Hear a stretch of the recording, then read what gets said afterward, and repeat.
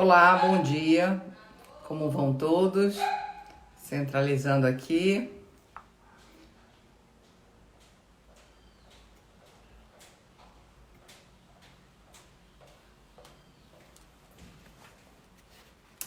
Vamos ver a Carol entrar.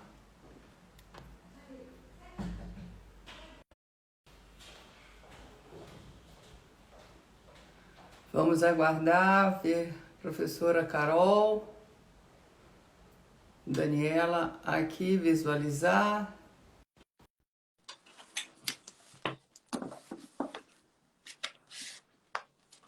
Aguardando a professora.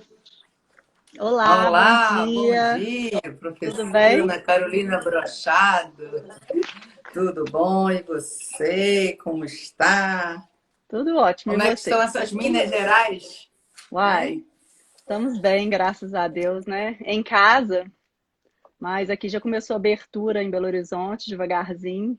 Já estamos na fase 2, mas os leitos passam para o alerta vermelho nos hospitais. Então, vamos ver como é que as coisas vão prosseguir.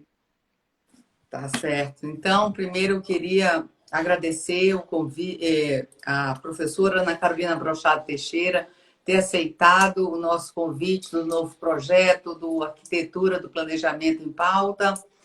Será normalmente todas as terças-feiras, às 11 horas, mas esta semana, excepcionalmente, teremos também na quinta, no feriado, com o professor Daniel Bucar, sobre tributação e sucessão. Então, um tema super importante para aproveitarmos o fim de semana. Ah, Excelente. Eu que agradeço aí, Daniele, o seu convite. Esse projeto é um projeto, né, que eu vi nascer, tenho muito orgulho dele e do rumo, né, que o planejamento sucessório desses debates que tem tomado aí no ordenamento jurídico. Acho que você tem exercido um papel muito importante, né, para divulgar esse tema e provocar, né, uma questão que é importantíssima para a gente, né, os advogados que militam em família e sucessões, mas também para as pessoas de uma forma geral, né, estar mais a par, ter mais consciência aí da nossa finitude, da necessidade de planejarmos aí o destino dos bens para os quais nós trabalhamos uma vida, né, para conseguir angariar. e principalmente, eu acho que o instrumento hoje que a gente vai trabalhar, as facilidades ou falsas facilidades ou não, as necessidades de acordo. Mas antes da gente entrar no tema propriamente dito, eu queria apresentar o currículo da professora Ana Carolina Brochado Teixeira, doutora em Direito Civil pela UERJ, mestre em Direito Privado pela PUC Minas, especialista em Direito Civil pela Escola de Direito Civile de Camerino, na Itália, professora de Direito Civil do Centro Universitário UNA e coordenadora editorial da RBD Civil. E, acima de tudo, advogada, atuante em Belo Horizonte e em outras praças também, em parcerias. Isso aí. Carol, não tem como nos chamar de outra forma. Estamos entre Vamos aqui, eu amigos. acho. Exato. E eu acho importante destacar os pontos mais problemáticos ou não que pode ter o Instituto da Doação no planejamento, nessa perspectiva do planejamento sucessório. Sim. Essa questão da doação, ela sempre foi um instituto muito utilizado, né? Mesmo antes da gente ter tanta consciência que nós temos hoje a respeito do planejamento sucessório, a doação ela sempre foi uma forma de já tentar resolver, né, um pouco daquelas pessoas que queriam antecipar aí os seus bens para os filhos em geral. Então, assim, sempre foi um instituto muito utilizado. E quando a gente fala em planejamento sucessório, de uma forma geral, principalmente para as pessoas leigas, a doação e o testamento são os instrumentos que, de cara, vêm à cabeça delas.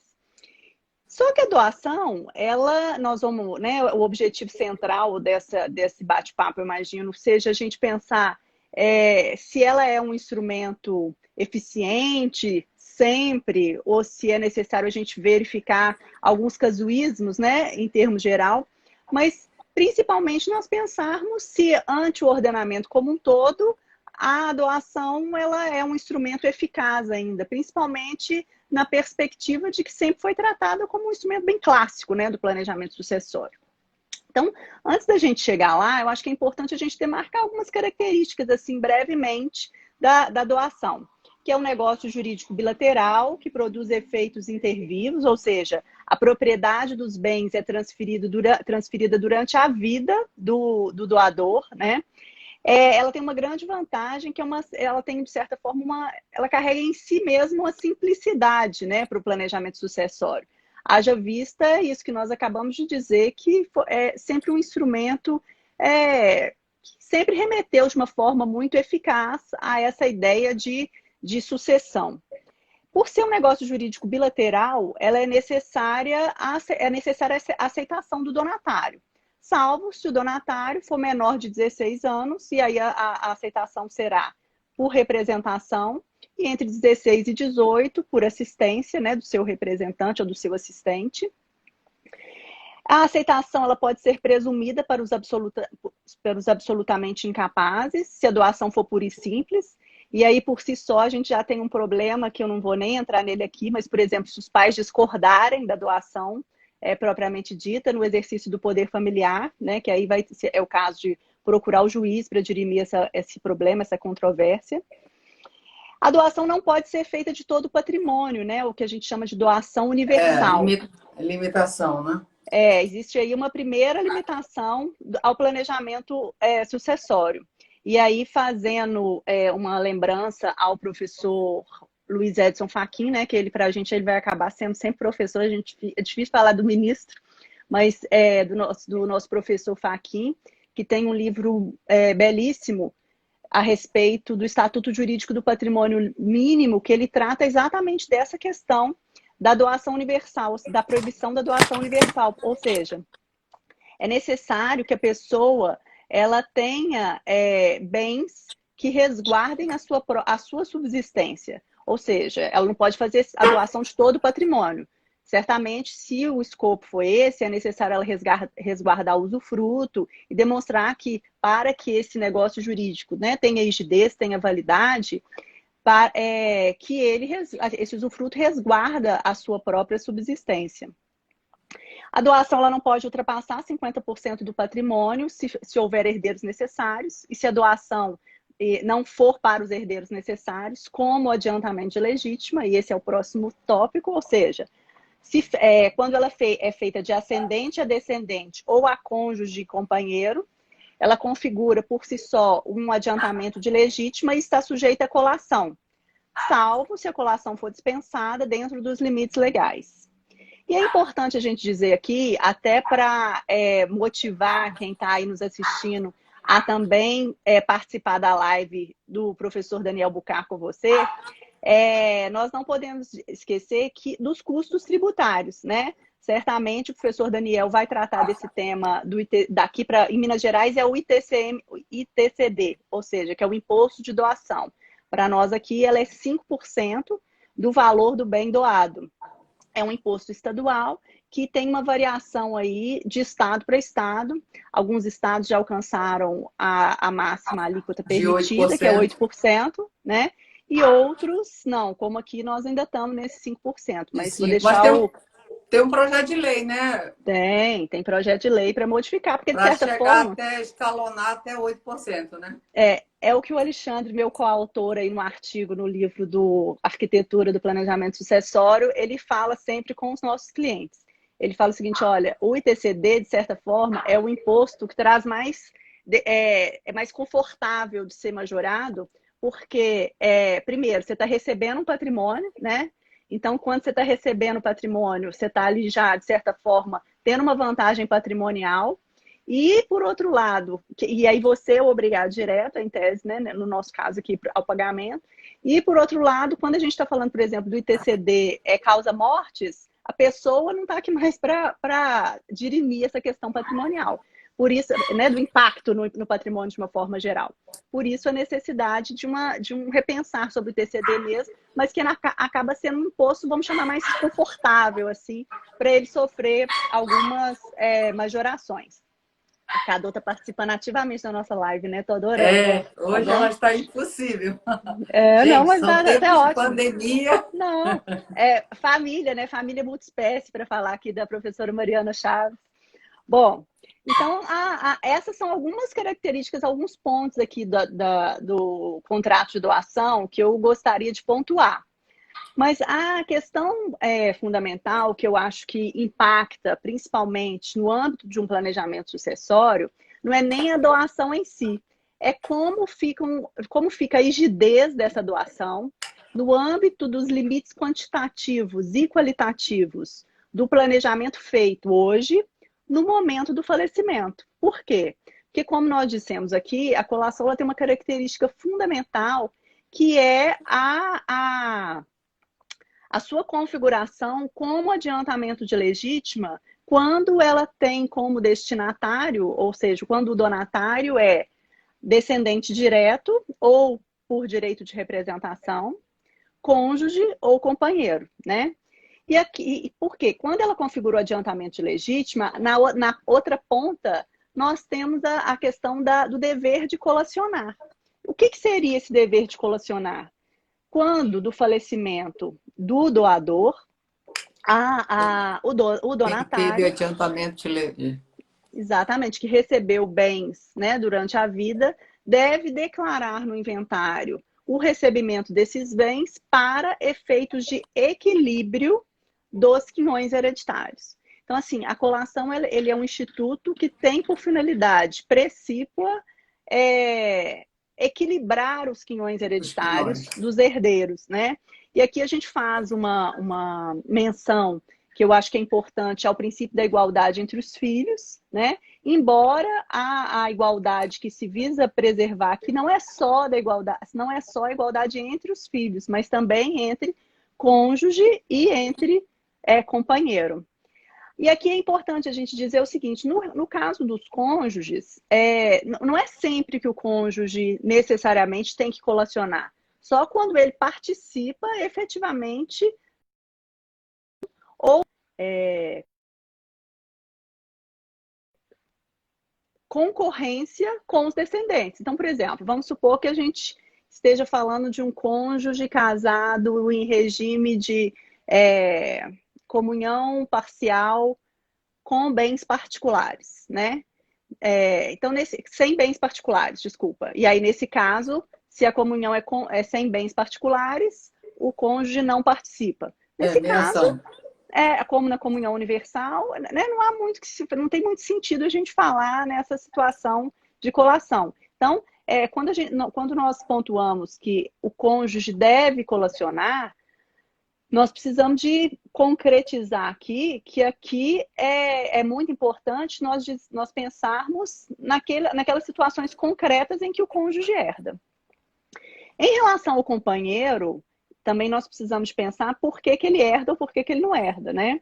A rigor, a partir da decisão do Supremo Tribunal Federal, que passa a equivaler, né, cônjuge e companheiro para a ordem de vocação hereditária e para a forma como a sucessão acontece, aí sim também é importante dizermos que o companheiro também deve colacionar se receber a herança, ou seja, com as mesmas observações que nós fizemos aqui em relação ao cônjuge. Não vou entrar aqui naquele debate, que eu imagino que você vai fazer uma live também só para discutir esse tema, Dani, sobre a condição de herdeiro necessário ou não do companheiro, né? Não, porque esse tema também dá pano para a manga, como a gente diz aqui em Minas Gerais.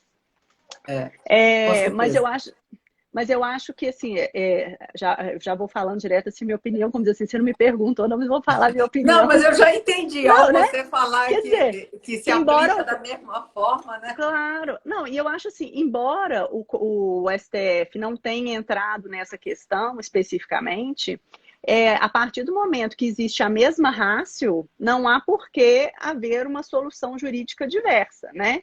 Então, e aqui eu acho que a gente tem um outro, que eu já estou te adiantando as falar sobre isso, né? Mas assim, aqui nós temos um outro problema que eu acho que é importante ser debatido, é se o cônjuge e o companheiro devem ser herdeiros necessários, né? Que eu acho que é importantíssimo pensarmos sobre isso nesses tempos atuais, que as relações familiares têm as características que elas têm. Mas a partir do momento em que o artigo 1845 estabelece a condição de herdeiro necessário do cônjuge, aí nesse caso, eu entendo até com todo o arcabouço da ratio decidendi daquela decisão do Supremo Tribunal Federal, que o companheiro também deve ser herdeiro necessário, tendo as mesmas vantagens e as mesmas restrições, né, em termos sucessórios a respeito dessa questão. Nesse ponto Pode aí, dizer. fazendo uma leve conclusão, você está mostrando a importância do regime de bens para uma doação, né? Porque exatamente você tá qualificando se seria circunstância ou não do cônjuge ou do companheiro. Então, para poder saber se vai ser vai entrar colacionar com um adiantamento de heranças no caso dele ser herdeiro, né? Você está Sim, eu fazendo esse acho, destaque para.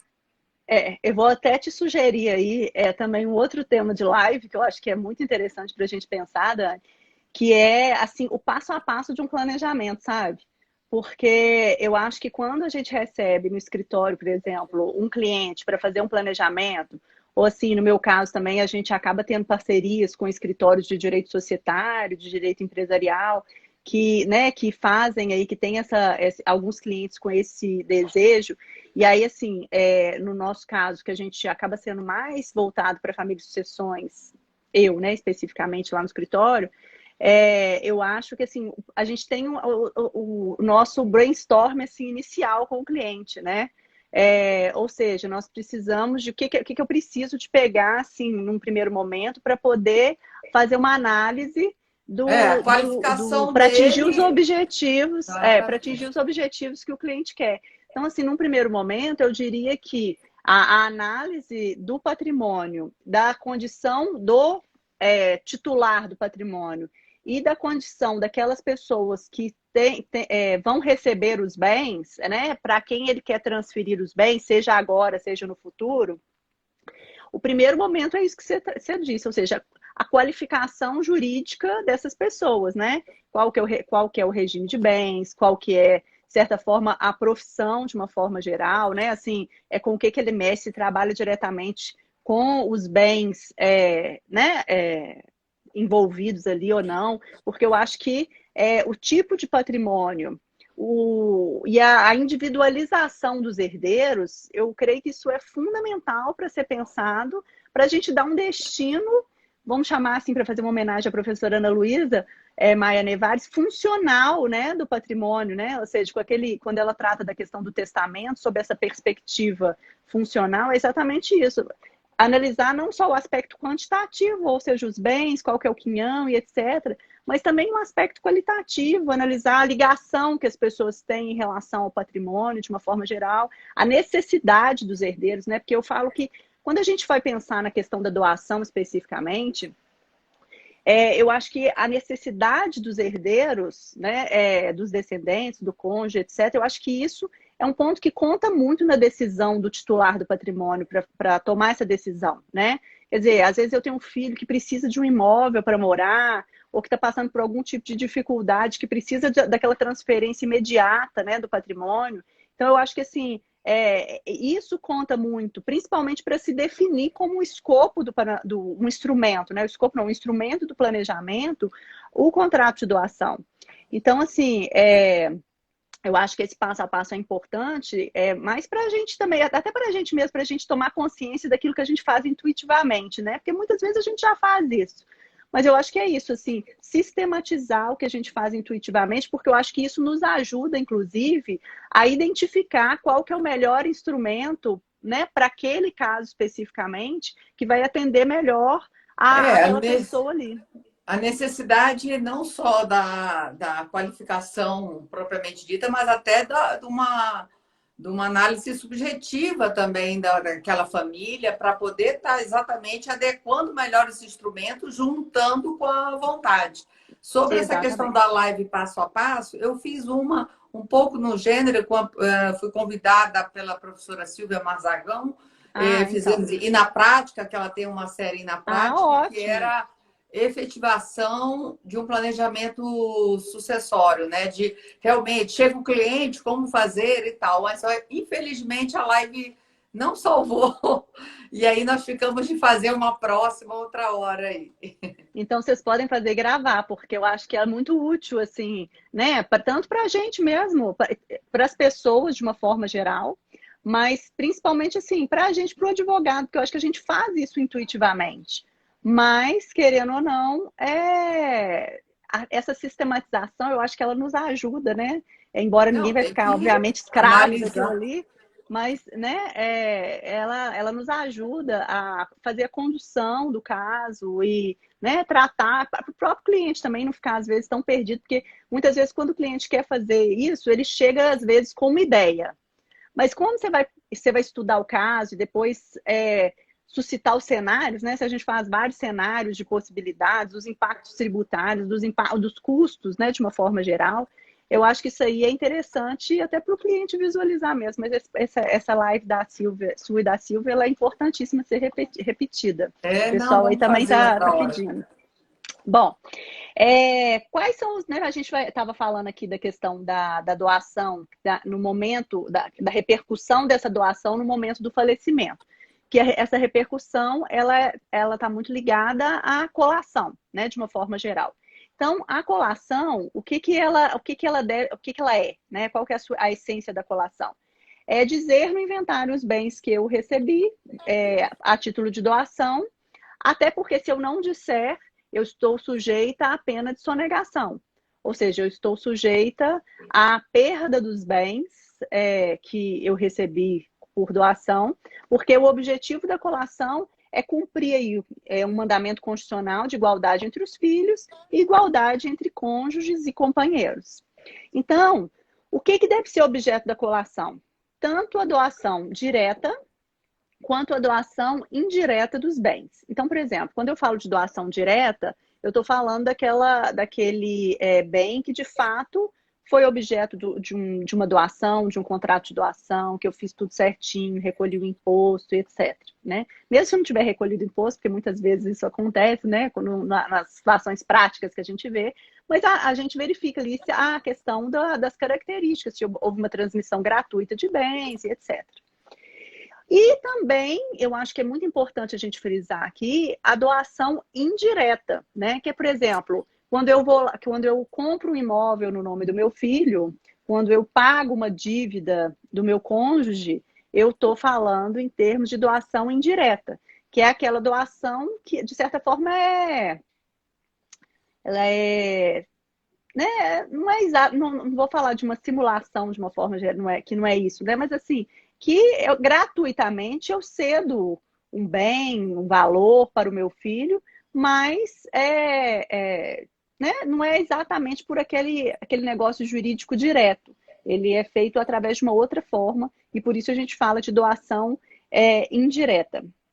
Mas é muito importante a gente dizer aqui que se o objetivo do dono, né, do titular do patrimônio, não exatamente essa igualdade, porque todos nós temos 50% do nosso patrimônio que está aí, perpassa a autonomia privada. Então, se eu tenho herdeiros necessários, os 50% pode ser objeto de testamento, pode ser objeto de doação, ou seja, eu tenho liberdade para fazer a gestão do meu patrimônio da forma como eu entender. Então, eu posso fazer uma doação para alguém e essa doação não ser objeto de colação. Então, o que eu preciso fazer? Eu tenho que fazer a dispensa da colação.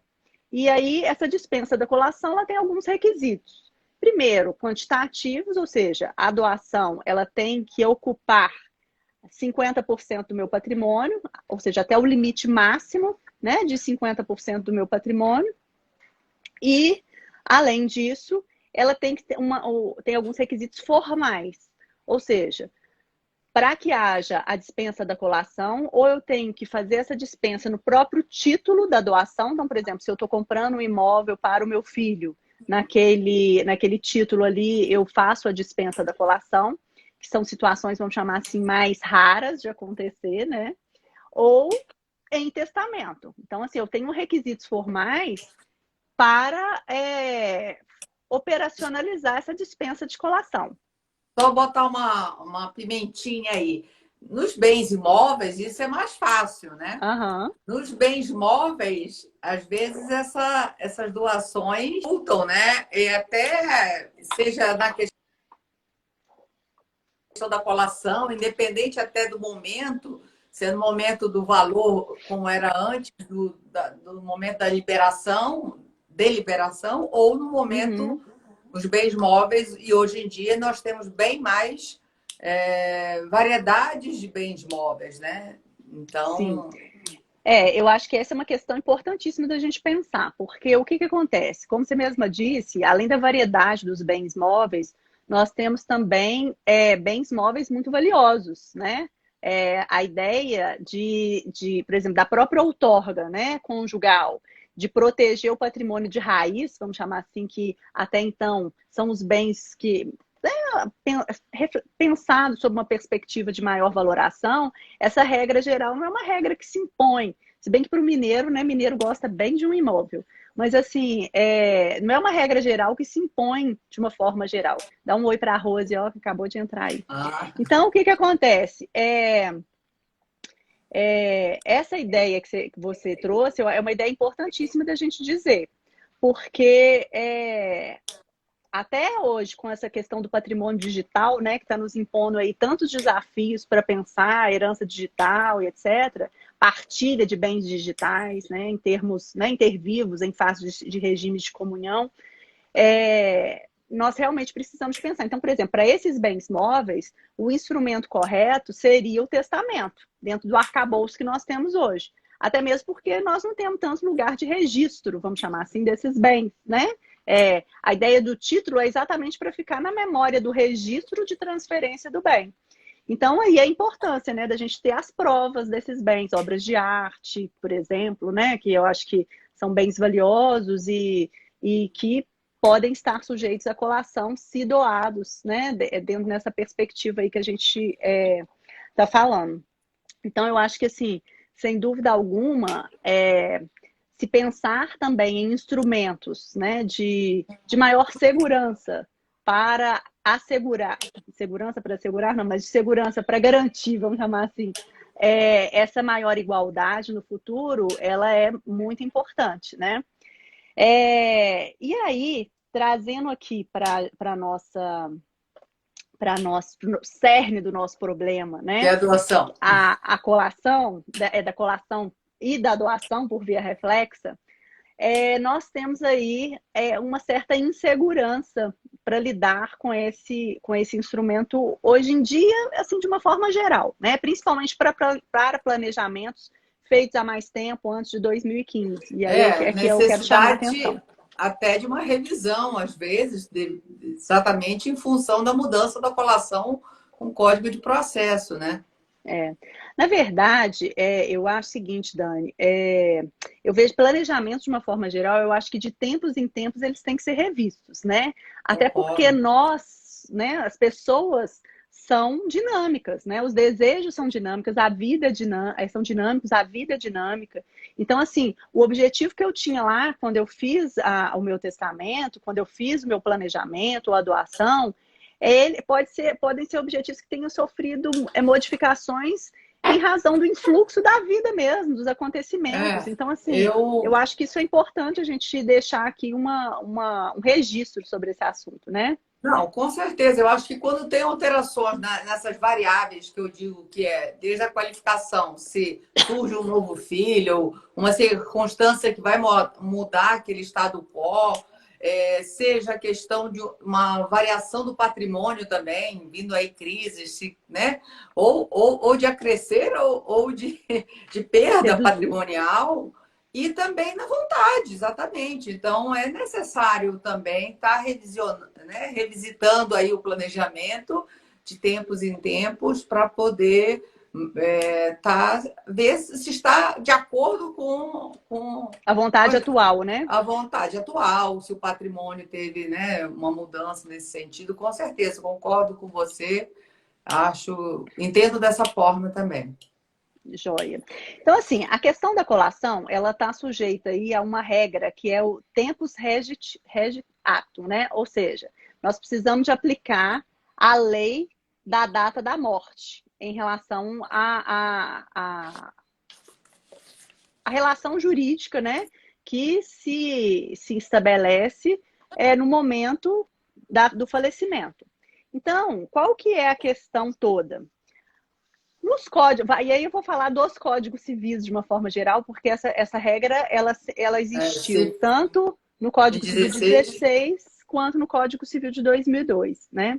No Código Civil de 16, a regra da colação, ela era sempre, tinha, né, como regra geral, assim, o valor dos bens na época da doação. Então, o que isso quer dizer? Que quando a pessoa falecia e houve doação pura e simples, como adiantamento de legítimo, pura e simples no sentido assim, de ser adiantado, não fez ressalva do dever de que era da colacionar. disponível. Isso. A pessoa que, o donatário, ele tem que trazer a colação, o valor, o bem pelo valor, na data da doação. Então, se a doação foi em 1970, eu traria esse valor. Ou então, em 2010, eu traria o valor então existente, né? Tinha uma ressalva lá, mas essa era a regra geral. E os CPCs, né, tanto de 73 quanto o de 2015, no caso do de 2015, lá no artigo 639, determina que os bens devem ser conferidos pelo valor ao tempo da abertura da sucessão, retomando-se o critério do bem em substância. Então, por exemplo, se o bem está no meu patrimônio hoje, eu, donatária, eu vou fazer a colação pelo valor, pelo bem. Eu falei assim, não, eu recebi um apartamento ou uma casa da praia, né, em relação e por isso estou trazendo o bem à colação. Ou seja, por isso estou informando que eu recebi este bem.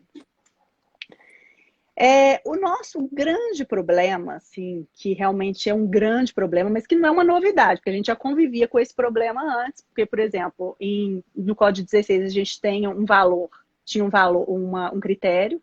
A partir de 73 a gente teve outro critério do CPC. Em 2002 a gente voltou pelo critério do valor à época da doação. E a partir de 2015 nós temos esse outro critério, que é do bem em substância e do valor no momento do falecimento.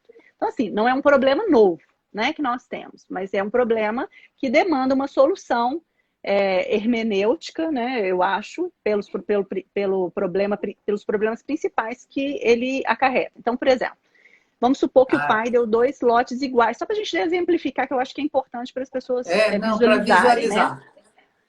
Vamos supor que o pai deu 2 lotes vizinhos, um ao lado do outro, num determinado bairro. A 2 irmãos. Um irmão, por alguma razão, perdeu o lote ou vendeu o lote, tão logo recebeu por doação.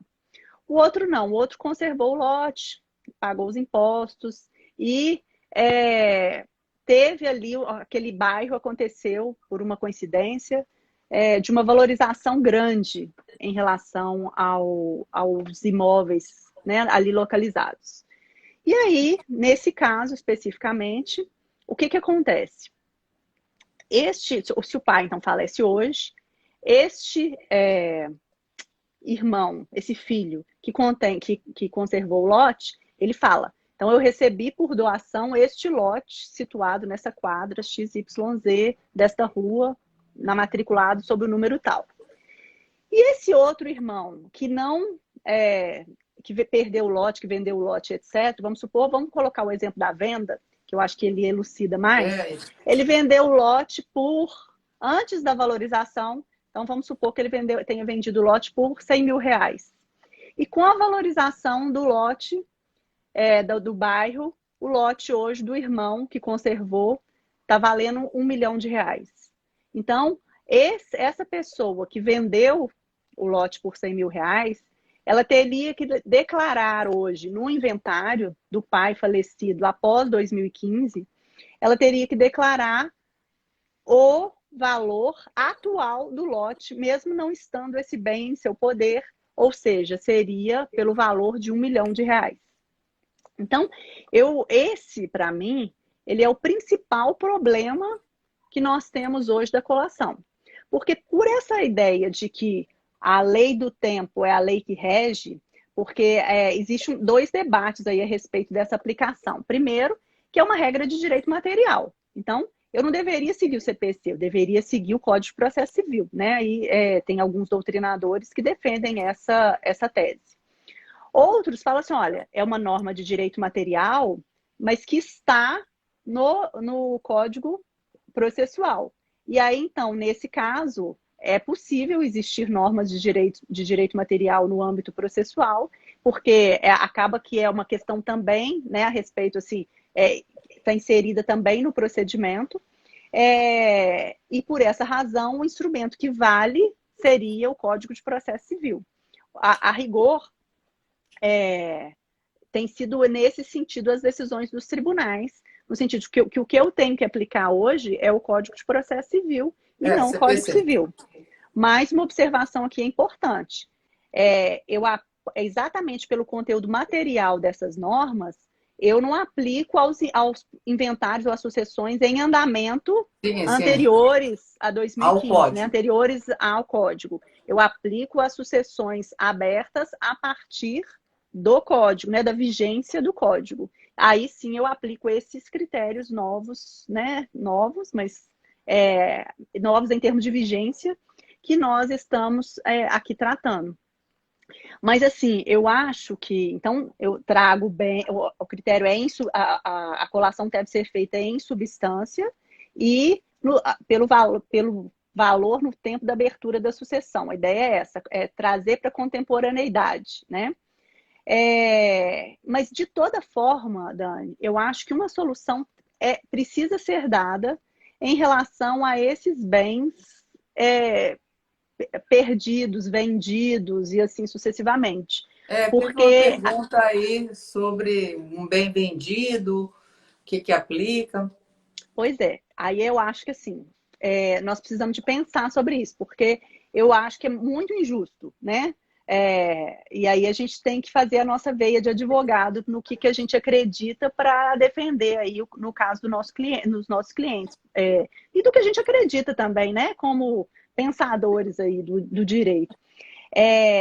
Eu acho que o critério melhor é o critério do benefício, né? Ou seja, apurar qual foi o benefício no momento da pessoa. Então, por exemplo, no caso desse exemplo que eu dei, desses irmãos aí, desse irmão que vendeu o lote por 100 mil reais na época tal, atualizar, né, com correção monetária e trazer o valor presente, né?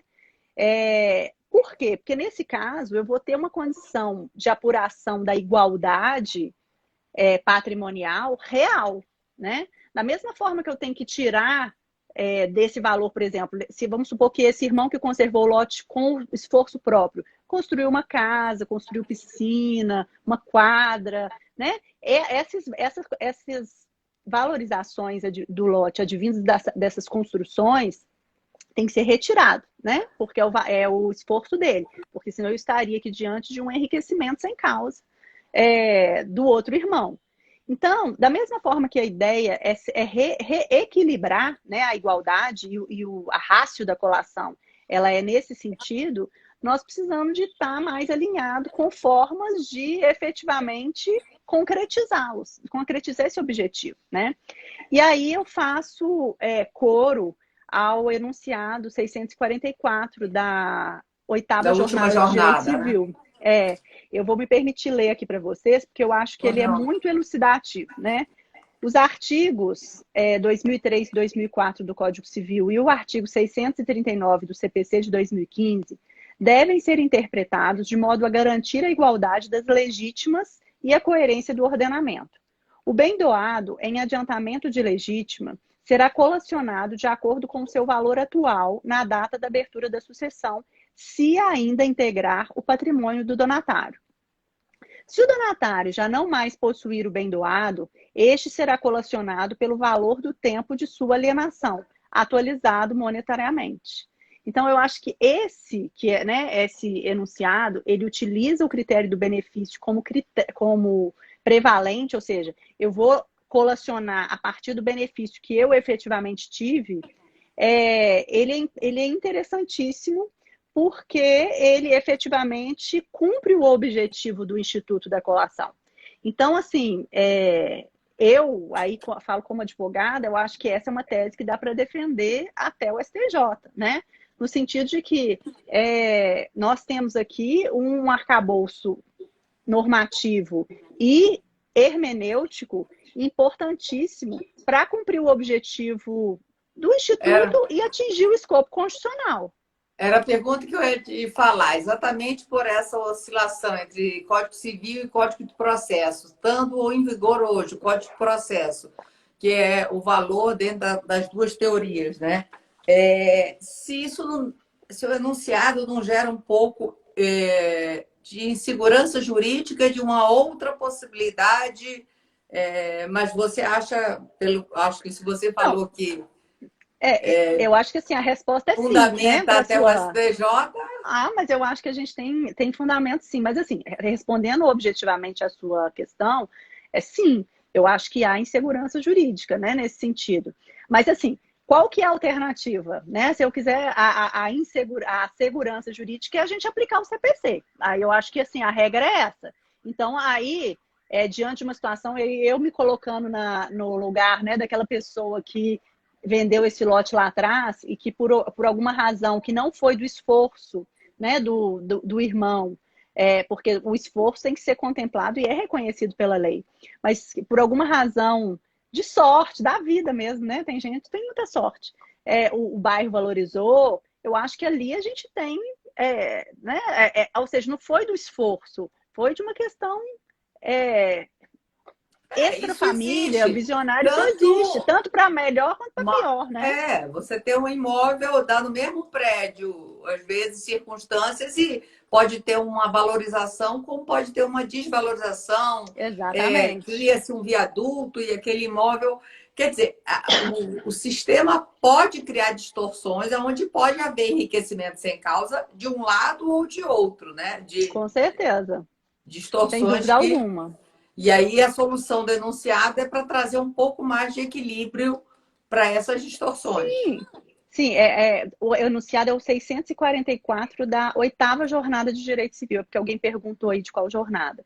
A questão toda que eu acho que é importante a gente pensar ter como critério, e eu acho que assim, o direito civil constitucional ele nos ajuda muito, né? Assim, ter como critério a funcionalidade do instituto. Eu acho que se a gente tem como critério essa funcionalidade, ou seja, para que serve o Instituto da Colação, né? Se o objetivo é a igualdade das legítimas, aí a gente, dos quinhões hereditários, eu acho que aí a gente tem que pensar em formas de corrigir essa distorção, porque é uma distorção do ordenamento, né? Então, assim, traz uma insegurança jurídica? Traz. Mas, por outro lado, se a gente também se contentar sempre, né, com o direito posto, sem refletir, né, um pouquinho além dos limites, eu acho que a gente acaba engessando, né? E aí advogado, que é advogado agora adora inventar uma moda, né? A verdade é essa. E que modas, hein? Enfim, Mas o que não é? também pode Pois se é. dizer que, às vezes, o adiantamento de uma herança pode também favorecer sempre para quem, às vezes, se faz para um filho e não faz para o outro, ali tem algumas vantagens que você tem um patrimônio que você pode desenvolver de outras formas, né? Então, mesmo que seja, às vezes, também para pagar acaba tendo uma distorção, mas mesmo da vontade da pessoa, né? Você aquecer, entrar com ativos no seu patrimônio antes de um outro, cria também situações, às vezes. Sem dúvida. Eu acho que assim, acaba que quando a gente vai fazer essa primeira consulta assim, com a pessoa que quer fazer o planejamento, eu acho que a gente acaba também tendo que ter uma outra escuta, né? No sentido assim, de as razões. A gente também ouve as razões emocionais. E eu acho que é importante a gente ter essa escuta das razões emocionais da pessoa que quer fazer um planejamento, que quer beneficiar um filho ou outro, né, em relação ao outro ou a outros. Para a gente ser um fator que ajude a fazer essa ponderação, essa reflexão, né? Não, mas é Mas, legítimo dentro da parte da claro, própria claro, disponível, querer dar, tem toda a liberdade. Você claro, que preza tanto a autonomia, isso é bem sem dúvida sustentado alguma. e fundamentado por você, né? Sem dúvida alguma, mas é que eu acho que assim, as pessoas também têm que estar um pouco prontas para as consequências desses atos. Principalmente se eu estou falando de uma doação para um filho único, entendeu? Então, assim, eu acho que como a ideia do direito, exatamente pela questão da autonomia, é o exercício da liberdade com responsabilidade, eu acho que faz parte da gente, do nosso papel também de trazer um aconselhamento desses outros, não chamar atenção, né? Porque, querendo ou não, eu acho que assim, a gente preza a autonomia, etc., mas a gente tem uma preocupação também com a realização de todo mundo, de todos no ambiente familiar. Eu Não, acho que isso, com né? certeza. Então, eu acho que é muito nesse sentido. E aí também, Dani, o que eu acho que é fundamental é a gente pensar que, assim, se eu pudesse tirar, assim, pontuar algumas questões, assim, dessas reflexões que a gente está fazendo aqui agora, eu acho que o mais importante é a gente pensar o seguinte, a gente fala assim, às vezes teve um cliente que me falou para mim assim, mas doação é bom ou ruim? Eu falei, é bom e ruim, né? É bom e ruim. Lógico. Depende. Eu acho que assim, sempre depende. Eu acho que a gente criar verdades, né? Aqui mesmo no planejamento, eu acho que isso é um mito que a gente tem que acabar com ele. Porque depende muito do planejamento, Não do tem intuito, do fórmula, né? escopo. Isso não É por tem. isso que eu acho que é tão maravilhoso, mas é tão desafiador ao mesmo tempo o planejamento sucessório, né? Porque, assim, É, requer a gente conhecer bastante contratos de uma forma geral, um pouco das questões de propriedade, de direitos reais, um pouco, né? E direito de família e sucessões. Então, assim, quando eu dava aula de sucessões, né, com bastante frequência todo semestre, eu falava assim para os alunos, falei, gente, não é à toa que sucessões é a última cadeira do curso de direito civil, porque a gente acaba tendo que ter uma base geral de todas as cadeiras de né, que é uma aprendemos área lá muito atrás, técnica, né? muito técnica e que requer um conhecimento prévio grande. Então, assim, eu não acho que doação é boa nem ruim. Eu acho que pode ser bom e pode ser ruim, a depender Tem que muito analisar desse o escopo. quadro. Agora, de qualquer forma, isso vai variar muito conforme também, além de tudo isso que nós já falamos, da qualificação da pessoa, do patrimônio, da vontade do autor, mas dentro dessa análise, né, realmente, porque não é os institutos por si só, é aquele instituto dentro dessas condições, dessas análises que nós falamos, né? Então, assim, Sim. pode ser que e para um tipo de patrimônio, a doação seja um instrumento acessível, fácil, um testamento que você, e ainda mais nesse momento de mais vulnerabilidade que nós estamos, e que eu acho que uma É. das dificuldades de se falar em planejamento ou em testamento, de usar a sucessão testamentária por si só, nesse momento de pandemia, os dados, você até um dia desse postou, acho que uma matéria do Sim, do jornal estado aí, de Minas aqui. É, exato, tem crescido muito. Então, muito. às vezes, o Instituto da Doação, acho bom a gente registrar que, em muitas circunstâncias, ele pode estar atendendo de uma forma objetiva, mas não é só tudo, não é tudo tão simples, né? Tem as vantagens da tributação, você tem que ver a questão se é um adiantamento de herança ou não, se é uma doação dentro da sua disponível, para também não entrar numa doação inoficiosa, né? Que Sim. hoje em dia com planejamento. Então, assim, a doação, que era um instrumento mais simples, com essa questão da colação, deixou ela bem mais é, é, É. problemática ou tendo que estar mais atento a essas variáveis todas, né, Sim, eu Carol? acho que Acho que quem fez planejamento antes de 2015 precisa ir convocar os seus clientes a uma revisão desse planejamento. A verdade é essa, né? É, eu lembro que a gente, logo que saiu o CPC, a gente estava numa reunião com uns colegas de direito societário, e aí a gente falando, né?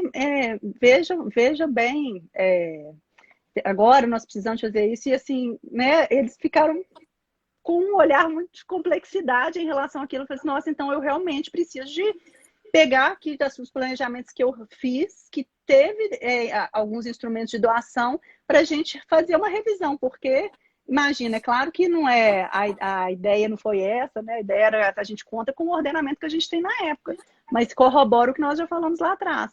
a necessidade de uma revisão desses planejamentos. Então, assim, em alguns casos, pode falar, desculpa. Não, principalmente quando o planejamento é ao longo do tempo, pode estar tendo alterações. Da mesma forma, Sim, quando o cônjuge se tornou herdeiro necessário em 2002, quem tinha antes teve que fazer adequações. Quando tem mudanças legislativas e que qualquer planejamento está vulnerável a isso, como o próprio testamento também, dependendo de você ter que fazer ajustes em função dessas questões que nós destacamos, né? Mas sim, sim. A Daniela Mucilo, um beijo para você, Dani, está falando exatamente isso. Os herdeiros só descobrem no momento do inventário. Isso não é uma coisa que é, né, conversada, mas eu acho que isso está inserido, Dani, numa uma mudança de cultura que nós estamos, né? Nós estamos num momento de transição de uma cultura que falar de morte é tabu para a gente falar assim, olha, precisamos tratar desse assunto para que eu possa otimizar o meu patrimônio da melhor forma possível, né? De uma forma geral. Então, assim, em algumas circunstâncias, a doação pode atender muito bem ao objetivo do proprietário e à necessidade dos herdeiros. Em outros casos, talvez a gente lance mão do testamento, porque o testamento, a revisão do testamento é mais simples e ela acompanha aí essas mudanças de valorização, da qualificação dos herdeiros e assim sucessivamente. Então, assim, vai depender muito da situação. Por isso que a gente realmente precisa de ter criatividade, né? E conhecer esses institutos aí para a gente poder transitar de uma forma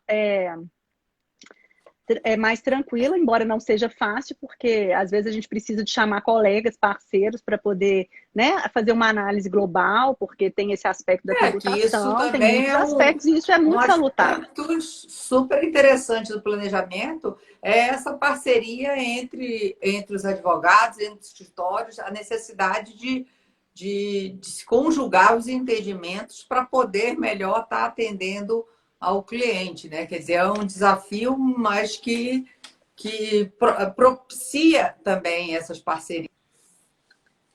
Sim, e principalmente porque eu acho o seguinte, em alguns aspectos a gente precisa conhecer profundamente alguns assuntos. Então, por exemplo, eu não tenho conhecimento profundo de direito societário para avaliar se como, né, a Simone propôs a questão da holding, ou se é uma outra forma para atender melhor aquele cliente, né? Eu não tenho, Simone tem. Então, assim, eu acho que quando a gente não tem, eu acho que essas parcerias são muito bem-vindas, né? Porque aí a gente consegue dar um atendimento completo para o cliente, com uma minimização de custos, né, possível em termos tributários ou societários, mas sim parcerias. Eu acho parceria maravilhoso, né? Eu acho que é isso aí. Carol, você também não acha que nós, como advogadas, é, é, além do papel de ouvir o cliente quando chega, mas até às vezes quando está resolvendo um divórcio, está organizando às vezes uma partilha, né, de uma relação ou de uma união estável, de um divórcio, às vezes já fazer essa reflexão de pensar nesse momento, já que está organizando ali naquela. Às vezes propor ao próprio cliente, olha, e com o efeito da morte, porque hoje em dia isso cada vez mais tem que estar sendo refletido para não deixar só para aquele momento. Eu acho que uma das vantagens do planejamento é você antecipar e decidir quando você quer, e não só naquele momento, às vezes doloroso da morte, né? E evitando uma dilapidação patrimonial. Então, eu acho, se não, a pergunta objetivamente é se você acha que o próprio advogado tem que ter uma propositura para o cliente nesse sentido. Sim, não, eu acho que assim, a todo tempo, eu acho que a gente pode plantar uma semente até no sentido de informação, né? Muitas vezes a pessoa não está sabendo o que que pode fazer, o que que não pode fazer, né? Quais são as suas possibilidades. Então, assim, eu acho que no momento do divórcio, a depender, né, da questão patrimonial, a depender das preocupações que a pessoa te revela ali, eu acho que, olha, se você quiser, eu acho que tem essas possibilidades de um planejamento sucessório, que pode ser feito agora, pode ser feito posteriormente, né? Assim, dar essas opções, eu acho que é plantar uma sementinha de informação, né? Eu acho que se a pessoa tem esse objetivo de resolver isso, né? Eu acho que isso vai vir naturalmente. E a depender da situação também, assim, se for um patrimônio maior, se for um patrimônio né, que tem mais bens em jogo, isso é importantíssimo, né? Tanto na hora de fazer o divórcio, fazer também esse planejamento tributário, que eu acho que é importantíssimo, né? Mas também já refletir sobre o planejamento sucessório, ou seja, olha, qual que é o destino a ser dado para esses bens aqui, como eles serão gerenciados para o futuro, né? Qual que é qual que é o seu objetivo com determinadas situações. Então, eu acho que, assim, a todo tempo, né, eu acho que o advogado de família e sucessões, ele não é um advogado passivo, ele tem que ser um advogado ativo, propositivo, né, que cria oportunidades, sem dúvida alguma. Porque não é só bom para a gente, no sentido da gente ter cliente, no sentido da gente trabalhar, claro que isso Não, mas também, evitar os mas, problemas, né? Tentar. exatamente, mas também assim, explicar as vantagens para o cliente, porque é isso que a Daniela colocou.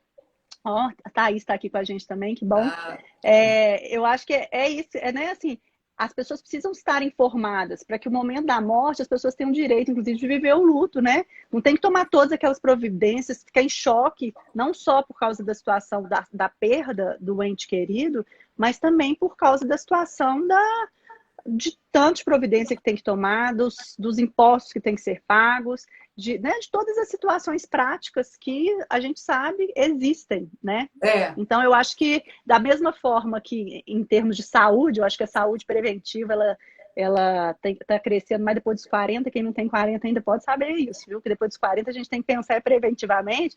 Eu acho que o direito também, né? E o advogado de família e sucessões não é mais um advogado que litiga. Eu tenho que litigar, eu tenho que litigar. Não, é um advogado que resolve as questões através dos métodos também adequados de solução de conflitos. Faço uma menção à Rose aqui com as práticas colaborativas, da mediação. Eu acho que isso não é só o futuro, mas já é o presente. Mas também age preventivamente, age de uma forma proativa, para que a gente possa antecipar os problemas e já apresentar soluções, né? E eu acho que você falou de uma palavra muito importante, né? Esclarecimento, informação. Muitas vezes as pessoas não sabem que estão já doou alguma coisa sem saber as consequências daquilo e das distorções que isso pode provocar. A gente já está no Sim. reta final, eu não quero perder aqui a nossa live, então eu passo a palavra para você. Agradeço mais uma vez imensamente a sua participação. Eu acho que a nossa proposta aqui foi trazer algumas peculiaridades da doação, alguns cuidados que temos que estar atento, a grande dificuldade que a colação veio dentro da doação, né, no adiantamento de herança, complicar um planejamento sucessório, então estarmos atentas a isso, mas tem a questão da tributação, mas acima de tudo, eu acho que é importante essa análise que eu estou chamando de customização, né, do planejamento sucessório, que é essa análise além do patrimonial também, que é inclusive a saúde psíquica e mental dos seus integrantes, né? Evitar uma briga, assim por diante. Bem, passo a palavra para você encerrar para a gente não perder. Eu quero te agradecer o convite, agradecer aí as pessoas que participaram. Um beijo para a Sofia, né, Marília, tantos amigos aqui que prestigiaram a gente para enriquecer o debate, que o tema ele é bem caloroso, é bem importante. E, assim, te parabenizar por essa iniciativa, que eu acho que é maravilhosa, dessa sequência de temas. Faço coro aí a Simone na live da semana passada. Você precisa organizar um curso, um congresso para a gente Tem debater e novidades aprofundar esses aí. temas. Oba! Então, assim, e eu acho que a mensagem final é isso. O planejamento sucessório, ele tem que ser um planejamento personalizado, né? Então, por isso a importância da gente debater, conversar, e eu acho que esse tempo de pandemia trouxe essas vantagens, a possibilidade da gente estar um pouquinho mais próximo. Obrigada. Obrigada, Carol. Todo Um mundo que está aí beijo. nos prestigiando, muito obrigada. Vou Um encerrar beijo aqui para para não ter vocês. perigo. Beijo. Tá ótimo. Tchau, beijo.